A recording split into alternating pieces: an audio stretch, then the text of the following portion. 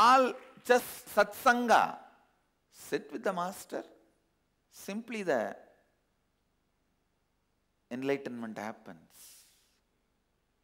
Shivoham experience flowers.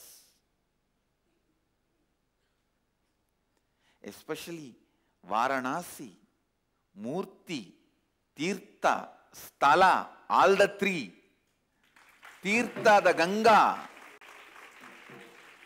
In Kamikagama, Mahadeva says, Ganga is the ever pure water.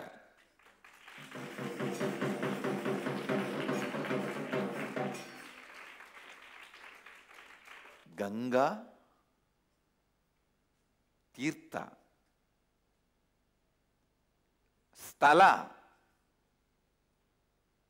What better Sthala you will get than Varanasi? His very own address. What better place you will find? An Achala Murti, Viswanatha, Sachala Murti, Gurudeva.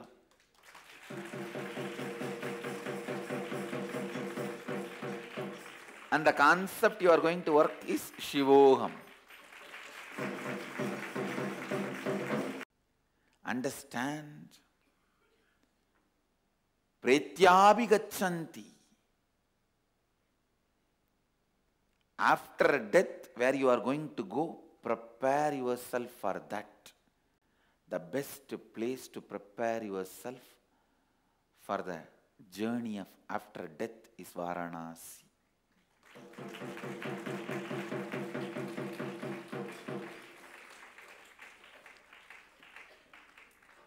Actually, this Varanasi inner awakening is going to be the experience of Upanishads, literally. Varanasi is the place where you live even death. You live even death.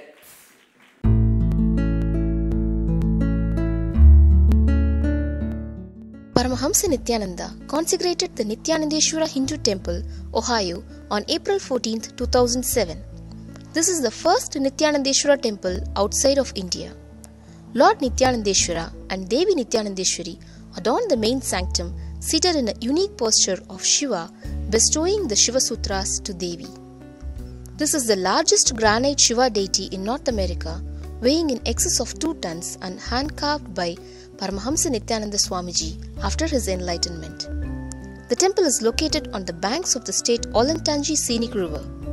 Another stream feeds into this river and the junction, and the area has been declared as Paschim Prayag by Swamiji.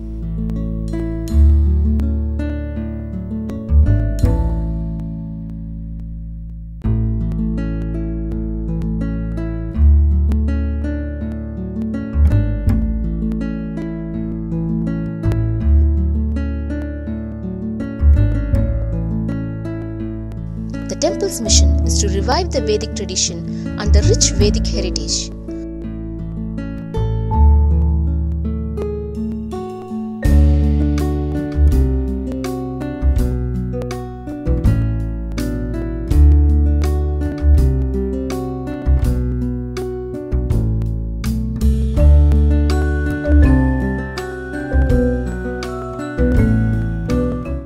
Social gatherings serve to share knowledge and sattvic food. Pujas, homas, and other rituals are conducted in the temple, and major festivals are observed.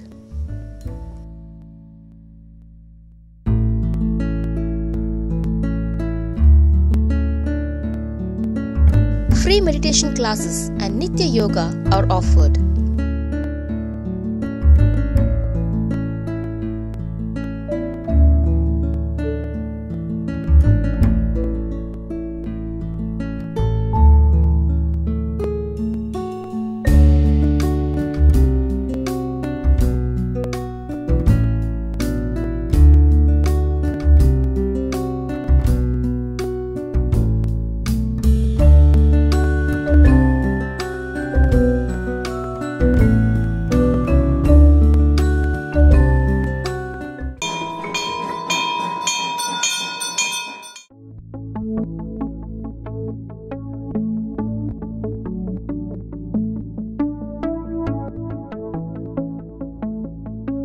expect to be here at this February IA, but I'm really glad I came. I had planned to go to December IA, but for different reasons I couldn't go, mainly work. I then lost my job just before Christmas, and I was a bit upset about it. I was thinking, what on earth am I going to do? So time went by.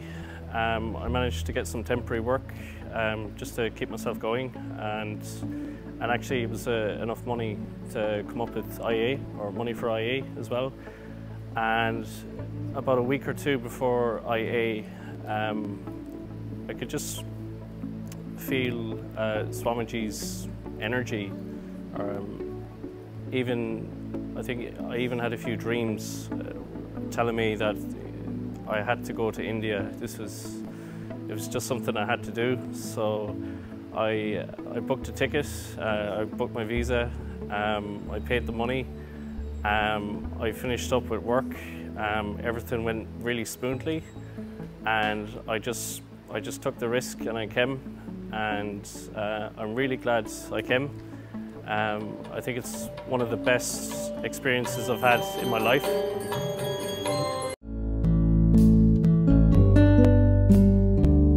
I'll give my own experience from my life. See, before coming to Gurukul, I was just attracted by the Maya. I'll be in Malaysia. I was in Malaysia. I'll be joining all bad peoples, gangsters, and I was addicted to many things, all the bad things. So when I was in the surrounding of the people who are always saying no to life, my cognition also changed to say no to life. Like others, I attracted by others.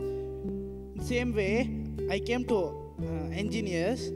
The people around me was always saying yes to life. So my cognition changed to say yes to life, and I came to Gurukul. See, there's a story of Sundaramurti Nayanar. See, Shiva has told him to go and enrich the whole world with Saivism. That is the purpose for which he took birth. But after taking birth, he was in a space of completion, and he was doing a Saivism work. But after a few years, he only lived for around 16 years. That's all he has lived. He has only lived for 16 to 18 years.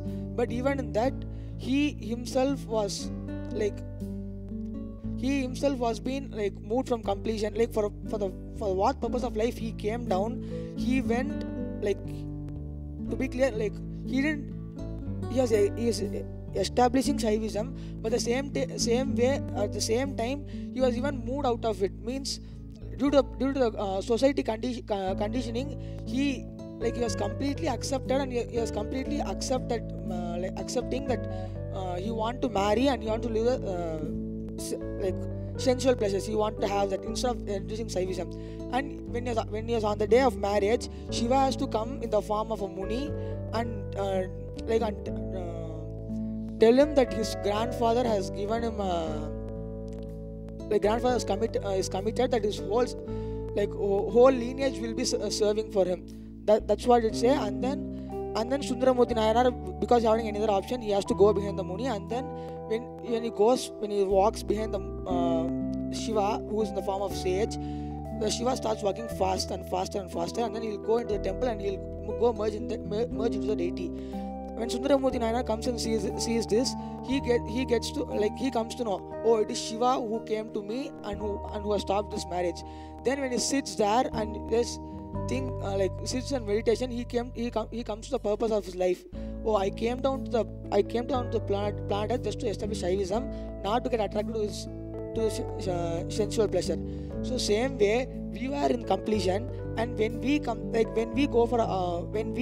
and start enriching people outside, the way they live is we get convinced that is much better than this.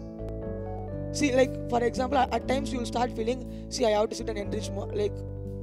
Not everyone, but at times few people might feel like this. See, I have to enrich. Most of them aren't get enriched, so I am not authentic with my enriching.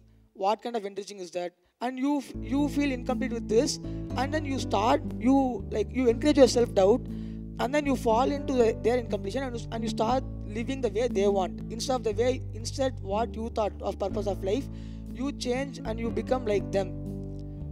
So that's what I meant when you come from satsanga. Like this is a possibility. There's a possibility like this also. Okay, see, in one satsang, Swamiji said that satsangatve nitsangatvam, nitsangatve nirmohatvam, nirmohatve nisthalatatvam, and nisthalatatve jivan mukti.